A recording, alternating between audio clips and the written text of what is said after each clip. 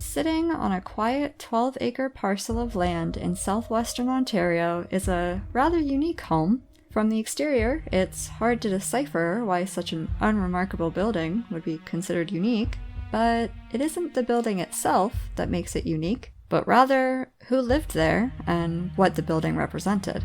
Bought as an empty field in 1967, the lack of neighbors and an all-around quiet area made for the perfect place to stay away from prying eyes, and, for the most part, prevented any conflict between the owner and people of different beliefs. In 1970, the 5,102 square foot home was built as a primary dwelling and long-term source of income through a built-in apartment unit for a man named Martin Weiche. The interior of the home had design aspects inspired by the Bavarian estate where Adolf Hitler spent much of his time during World War II.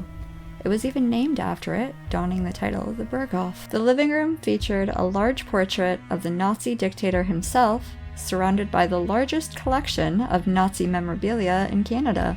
A series of other portraits lined the walls, all of prominent figures in the Nazi Party, except one. The single outlier was a portrait of Queen Elizabeth. The back porch has custom inlays within the concrete, a series of swastikas surrounded by haphazard lines and curves. The back lot once featured a swastika mowed strategically in the lawn. However, it was backwards, and therefore actually the Buddhist symbol of peace. Over the years, the property was used as a meeting place for people with similar values and interests, hosting several cross-burning ceremonies in the spacious backyard. In a case of irony, the interior of the home suffered fire damage in 1974. Instead of seeing this as a setback, Martin Weiche decided to leave the charred beams as accent pieces. The damage can still be seen in several places within the home. In the 1970s and 80s, the home was used to host fundraising events for the Canadian Nazi Party, among other Aryan-focused groups, including the Ku Klux Klan. Also allegedly set aside money with the intent of purchasing a Caribbean island and starting a pure white, Aryan, physically and mentally healthy colony.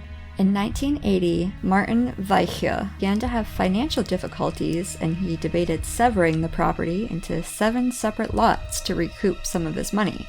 His plan was quickly thwarted by the county, which outright refused to rezone the property. In 1991, Martin married a woman named Jeanette, and shortly thereafter he transferred the property to a numbered company owned by Jeanette, effectively legally removing any connection to Martin's 9 children from previous marriages.